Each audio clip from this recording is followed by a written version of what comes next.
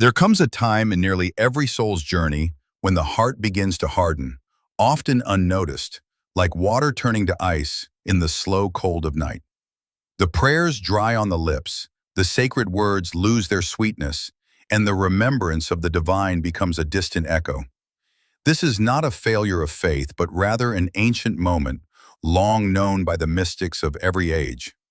A moment when the heart, weighed down by the world, begins to close itself in quiet pain. The Sufis spoke of this not as a tragedy, but as a beginning.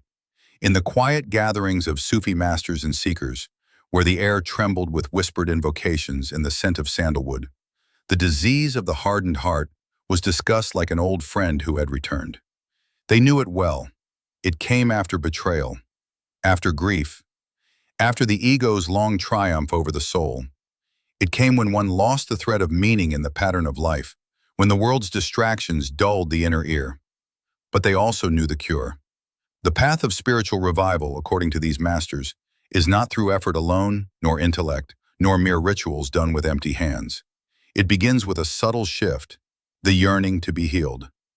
The soul must ache again for what it once knew. In this ache, the journey begins, not with thunder or light, but with stillness. One must stop running. One must become quiet enough to hear the soft knocking at the door of the heart. In the teachings passed down from the likes of Rumi, Al-Ghazali, Rabia al-Adawiya, and Ibn Arabi, the heart was never just an organ or a metaphor. It was the true center of being, the throne of the divine within the human being. When the heart is soft, it reflects the light of God. But when it is hardened, it becomes like a wall that even light cannot pass through. To soften the heart, the Sufis returned again and again to one act: remembrance, Dhikr. Not the loud remembrance only, not the chanting in group circles alone, but a remembrance that lived in the bones, in the breath, in the silences between words. The constant turning of the heart to God, like a sunflower to the sun, even when clouds obscure the light. This remembrance is not mechanical, it is alive, and in its rhythm, the stone heart begins to thaw. But the Sufis also warned, do not expect instant transformation. Just as the heart hardened over years of forgetting, it will take time to become soft again. Be patient. Be gentle with yourself. Do not strike the stone, warm it. Speak to it with mercy. Turn to the one whose mercy exceeds all comprehension. The beloved is not distant. The beloved is closer than the jugular vein. And still, the human heart, in its forgetfulness, must be reminded. It is said that one of the signs of a hardened heart is the loss of tears. When nothing moves you, no verse, no prayer, no suffering of another, then know that the heart has grown rigid. But even then, the ancient ones taught that all is not lost. Sometimes a single sincere breath, taken with awareness of God, is enough to cause a crack in the stone. And through that crack, grace begins to enter. You may walk the path for years and feel no change. You may sit in circles of saints and feel like a fraud. But remember, the work is often invisible. The seed germinates in darkness.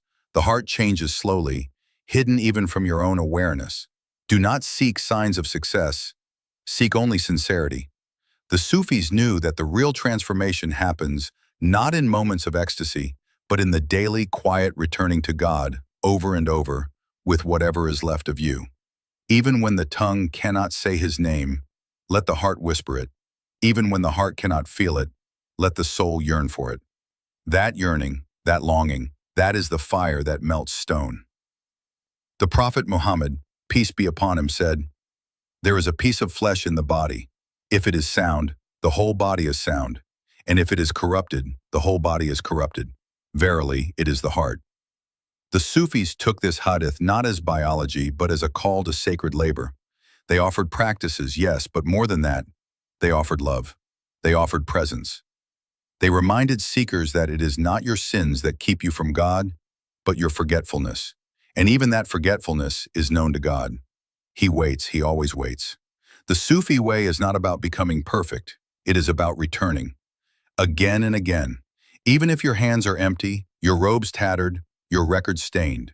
Return. The greatest mercy in this path is that you do not walk it alone. Even in solitude, you are never truly by yourself. The footsteps of those who came before you echo along the road. Their prayers light the way. Their tears water the dry places of the soul. The Sufi saints, those lovers of God who gave up everything for a taste of his nearness, walk beside you unseen. They do not judge your slowness or your doubts. They whisper to your heart, keep going. Sometimes it is not knowledge that revives the heart, but presence. To sit silently in the company of someone who remembers God can be more transformative than 1,000 books. The Sufis understood this mystery, that the heart is awakened not only by words, but by being in the presence of awakened hearts. A single glance from a friend of God, they said, can shatter years of spiritual sleep. This is not magic, it is love. In the ancient Sufi circles, when a seeker complained of a hardened heart, the master would often prescribe seemingly simple remedies. Sweep the floor of the mosque, serve the poor, feed the orphan, weep at the graveyard, wake before dawn, and sit quietly. These actions, small in appearance, were powerful medicines, not because they held magical powers, but because they cracked the armor around the heart. They humbled the ego. They turned the self outward, and in turning outward with sincerity, the heart opened inward. One of the greatest secrets the Sufis held was that healing begins, not with force, but with softness. You cannot hammer the heart into awakening. You must warm it like wax in the sun. You must hold it in the presence of divine names. Let it soak in remembrance until it begins to beat with a different rhythm. The rhythm of presence, the rhythm of surrender. Among the names of God that the Sufis clung to in times of spiritual drought was Al-Latif, the subtle, the gentle. When the heart feels numb, when the soul is lost in fog, call on Al-Latif. Whisper the name with your breath. It will enter places too deep for words. It will reach where sermons and logic cannot. The Sufis knew that revival is not always dramatic. It often comes as a subtle breeze, a moment of unexpected stillness, a sudden tear on a day when you thought your soul had long dried up. They also knew that sometimes the hardening of the heart is not a punishment but a mercy. It is a way of bringing you to your knees. It is a signal that something is missing, that your soul is starving, that you have fed every part of yourself, your ambition, your fear, your pride, but not the one thing that truly matters. And so, the heart becomes stone so that you might feel the absence of life. And in that absence, begin the search. There are moments on the path when you will feel utterly unworthy, when your past screams louder than your prayers, when guilt wraps around you like chains. The Sufis taught that these moments are not to be feared. They are signs that the soul is still alive, that you still care, and even if you can do nothing else, fall down in humility and say, "Oh Allah, I cannot soften my own heart. Soften it for me." This is the secret prayer, the one that breaks the walls, the one that begins the thaw. The prophet, peace be upon him, himself used to ask, "O turner of hearts, keep my heart firm on your religion." Even he, the most perfect of creation, knew that the heart is always in motion, that it needs constant tending, constant grace. The modern world offers no space for this tending. It distracts, overwhelms, and numbs. It celebrates speed and noise. But the heart is ancient. It does not respond to digital pulses. It needs stillness. It needs silence. It needs rhythm and repetition. The Sufis embrace this with rituals of remembrance, with music, poetry, whirling, and breath. Some seekers ask, but what if I feel nothing when I remember God? The Sufis would smile and say, then keep remembering. Feelings come and go. But the act itself is beloved. They knew that the beloved does not demand ecstasy. He asks for loyalty. Keep showing up. Keep turning your face. Let your breath carry his name, even when your heart feels far.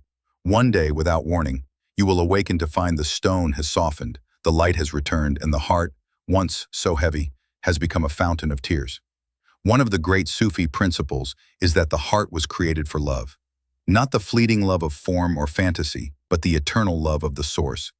When the heart forgets this, it seeks love elsewhere and is wounded, again and again, until finally it turns to stone to protect itself. But that very armor prevents it from receiving the one love it truly needs. The spiritual path is the slow and patient removal of that armor. not by force, but by grace. Love is both the wound and the medicine. The pain of longing is itself a sign that you are alive, that you have not settled for less, that something in you still remembers. The ancient Sufis did not fear longing, they nurtured it. They wrote poems drenched in it. They taught that longing for God is itself a hidden form of union. Why would the soul long for something it had never known? Longing is memory. Longing is proof. So when the heart turns to stone, do not despair. See it as a call to return, as a divine invitation, a reminder that you are more than what you have become, that the soul in you still whispers, still yearns, still waits for the day you will finally sit down in stillness and say, "Here I am." There are moments on the path that feel like endings, but they are often beginnings in disguise. The soul must sometimes be stripped bare to rediscover its essence. The Sufis taught that suffering, when held in the light of divine love, becomes a purifying fire. It burns away illusions, attachments, false hopes, and in its aftermath, something subtle and indestructible remains. The yearning heart, now awakened, now real. This is not the kind of awakening that always makes you smile. Sometimes it makes you weep, uncontrollably, in the middle of the night. It makes you look around at the life you built and wonder how much of it was ever real. But the Sufis would say, this is mercy. When the veil lifts, even a little, it hurts. But it is the hurt of healing. The body protests when toxins are drawn out, so does the soul. The stone heart begins to break, not all at once, but in tiny fissures. A moment of unexpected tenderness, a stranger's kindness, a line of poetry that lingers longer than it should, a sudden memory of a childhood prayer. These are not random. These are the fingers of the beloved, knocking gently. Each time you turn toward that knock, the stone softens. Each time you ignore it, another layer of frost sets in. But the beloved never stops knocking. That is the promise. The Sufis often describe the heart as a mirror. When it is polished, it reflects the divine perfectly. When it is covered in dust, it reflects only the self. And when it is rusted with heedlessness, it forgets it ever had the capacity to reflect anything at all. But no matter how dull the mirror becomes, it can always be cleaned. And the first cloth used is always remembrance. Real remembrance, not just with the tongue, but with the whole being. There is a type of Dhikr, the mystics said, that begins with repetition and ends with union. You begin saying his name in the morning out of habit, but by evening, the name begins saying you. You begin reciting with effort, but one day you realize it has become your breath, your silence, your every heartbeat. That is not fantasy. It is the goal of every true seeker, not to perform religion, but to become it. Not to talk of God, but to live with Him, consciously, in every moment. But to reach that state, the ego must be dissolved, not destroyed, but transformed. The ego is not an enemy, it is a tool. But when it rules, the heart sleeps. The Sufis spoke of the ego as the nafs, a wild horse that must be trained, not killed. It has its place, but it must bow to the soul. And that training is painful because the ego thrives on attention, on being seen, praised, heard. The heart, however, thrives on silence and humility. Many seekers reach a point where they think they've failed simply because they do not feel inspired. They read the ancient texts and feel distant from the saints. But the Sufis were clear. It is not about inspiration. It is about transformation. Some days you walk in light, others in fog. Keep walking. The soul grows in both. The mistake is in measuring progress by emotion. Measure it instead by presence. Am I more aware? Am I more patient? More forgiving? These are the signs.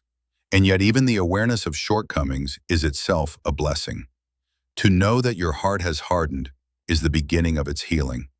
The true danger is to walk blindly, unaware that the stone has set in. But once you know, you are already half awake. Now comes the work, not of changing yourself, but of uncovering what was always there. The light never left you. You only turned your face away. The path of revival, then, is not about achieving some future perfection. It is about removing the veils one by one that have obscured the original light. the light with which you were born, the light that knows the way home. This is the meaning behind the Sufi saying, die before you die. Die to the false self, the masks, the fears, the stories.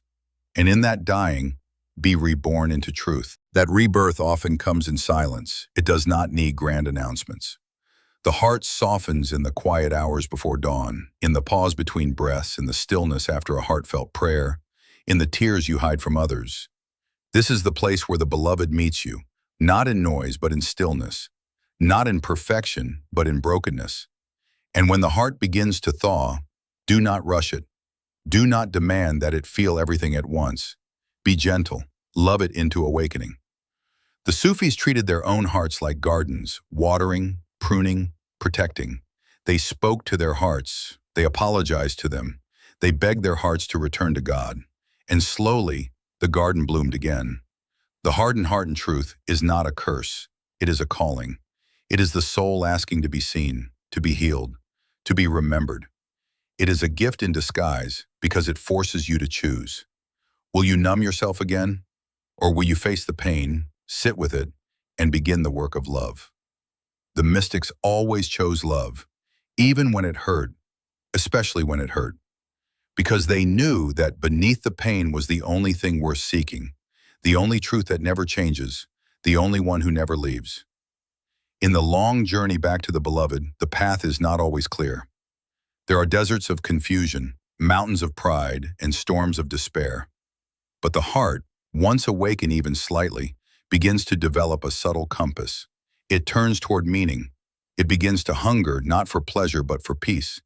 The soul that once sought distractions now seeks depth. And this is the first sign that the stone is breaking. You may not notice it at first. You may still struggle with your prayers, still feel the pull of the world, still carry the scars of old wounds. But beneath all that, something has shifted. The heart has started to remember, not as an idea, but as a longing. The memory of the soul is not of this world. It remembers the divine breath from which it came. And this memory, when stirred, is enough to ignite a lifetime of seeking. The Sufis understood that no revival is possible without honesty. Brutal honesty with the self. They sat in silence not to escape the world but to face their own souls. They were not afraid of their flaws. They examined them. They held their pain in their hands and looked it in the eyes. They spoke their sins aloud to God with trembling voices and tearful hearts. And in that honesty, they found mercy. Mercy, the Sufis taught, is the door that never closes. No matter how long you have been away, how far you have wandered, how cold your heart has grown, the door remains open. You need only turn toward it. Even if your turn is slow, hesitant, incomplete, it is enough. The heart that begins to turn toward God is already being turned by Him. The hardest part of the revival is often the beginning. Taking the first step when everything inside you feels numb. Opening your mouth in prayer when your faith feels thin. But the beauty of this path is that effort matters more than feeling. Every time you say Allah without passion, but with sincerity, it counts. Every time you sit in remembrance, even while distracted, it is recorded. Every act of turning toward God, no matter how imperfect, draws you closer. The Sufis saw life itself as a series of unveilings. You are shown only what you are ready to see. When the heart is stone, even the clearest sign passes by unnoticed. But as it softens, the world begins to speak. A tree becomes a teacher. A child's laughter becomes a message. A moment of silence becomes a sanctuary. Everything begins to reflect the divine. The ordinary becomes sacred. The mundane becomes mystical. Because the revival of the heart does not require you to leave the world, but to see it with new eyes. Eyes washed with the water of remembrance. Eyes cleared of the dust of ego. Eyes that recognize the face of the beloved in all things. This seeing is not sudden. It unfolds slowly, as trust grows between the seeker and the divine. At first you pray because you are supposed to, then because you want to, then because you cannot breathe without it. The hardened heart resists this at first. It wants proof, certainty, reward. But the soul waits patiently. It knows that love will win, that once the heart tastes even a drop of divine presence, it will never be satisfied with anything less. And so the practices continue, not as obligations, but as invitations. The daily remembrance becomes a rope. The dawn prayer becomes a meeting. The night vigil becomes a love letter written in silence. These are not exaggerations. They are the lived experiences of those who walk this path with sincerity. But sincerity comes with struggle. There will be days when you fall. Days when the world feels more real than the spirit. Days when the old self returns with its hunger, its fears, its arrogance. The Sufis taught that falling is part of rising, that each failure can be a doorway to humility, and that God loves the brokenhearted more than the self-satisfied. They believe that every seeker is broken, and that brokenness is beautiful. It keeps you on your knees. It keeps you close to the ground, where the flowers of mercy grow. The cracked heart lets the light in, and in that light, a new self begins to emerge. Not proud, not perfect, but present. Presence is the true miracle. To be here, now, with your heart turned toward God, even in silence, even in sadness, that is enough. You do not need visions or ecstasies. You need presence. The Sufis defined remembrance not only as repeating the name of God, but as living every moment in the awareness that He is near.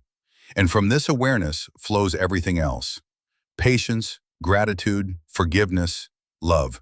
These are not merely virtues. They are signs of revival. They are the fruits of a heart that has begun to beat again with divine rhythm. The heart that was stone has become soil. And in that soil, seeds are growing. Seeds planted long ago, when your soul first said yes to the call of the beloved. But even now, the journey is not over. The heart, like the moon, waxes and wanes.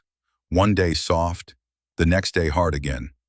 This too is part of the path. What matters is not the state, but the turning. Always the turning. Whether in joy or sorrow, health or hardship, keep turning your face to the one. That turning is the essence of the path. It is what the angels record. It is what the beloved waits for. There will come a day when you will look back and barely recognize the person you were when your heart had turned to stone. You will remember the heaviness, the numbness, the silence inside your chest, and you will feel gratitude, not for the pain itself, but for what it taught you. That stone, once so heavy and cold, became the foundation on which the new you was built. The heart had to harden so that you could learn how to soften it with love, with faith, with the remembrance of the one who never left. You will not become immune to the world. Life will still bruise you. You will still struggle. The ego will still whisper. But something inside you will have changed. The heart will know where to return. It will recognize the signs when it begins to close again. And because you have walked through the valley of forgetfulness and returned, you will carry with you a map, a path worn gently into the soul by every tear, every prayer, every quiet moment of surrender. The Sufis never promised a life without pain. What they offered was a life with meaning, a life where the pain becomes a doorway to presence, where every joy is a mirror and every sorrow a teacher. They did not seek to escape the world, but to illuminate it from within. Their revival was not dramatic, not always visible. It was slow, subtle, and deeply rooted. Like water seeping into dry earth, they softened their hearts one drop at a time. The greatest revival is not a sudden transformation, but a daily choosing. To wake up and turn your heart again and again to the divine. Some days it will be easy. Other days you will have to drag your soul through the mud of doubt and despair. But each step, however faltering, is beloved. Each breath taken in remembrance is sacred. And in time, the heart begins to remember its original nature. Not the hardened shell it once was, but the soft, luminous vessel it was always meant to be. A place where God is remembered not as an idea, but as a living presence. A place where love resides, not love of the self or the world, but of the one beyond names, the one who created love itself. This is the final secret, that the revival you seek is already written within you. The heart was never meant to remain stone. Its nature is to feel, to weep, to worship. The Sufis did not awaken this with new knowledge, but with deep remembrance. They reminded the soul of what it had forgotten. They called to it gently, and it responded. You are not alone in your struggle. You are not broken beyond repair. The beloved does not abandon. His mercy is deeper than your deepest failure. His love is wider than your widest fear. And he is waiting, not with judgment, but with arms open wide, always. No matter how far you've gone, the path back is shorter than you think. It is a single breath, a single tear, a single word, Allah. So begin now. Even if your voice trembles, even if your heart feels dry. Begin in this moment with what little you have. That is enough. Say his name. Close your eyes. Let the silence hold you. Let the ancient rhythm of remembrance wash over the stone. And wait, the heart will soften. It always does. Not because of you, but because of him. Because he is the one who revives the dead, the one who heals the broken, the one who turns stone into gardens. And he is closer than you think, closer than your next breath, closer than your own heart.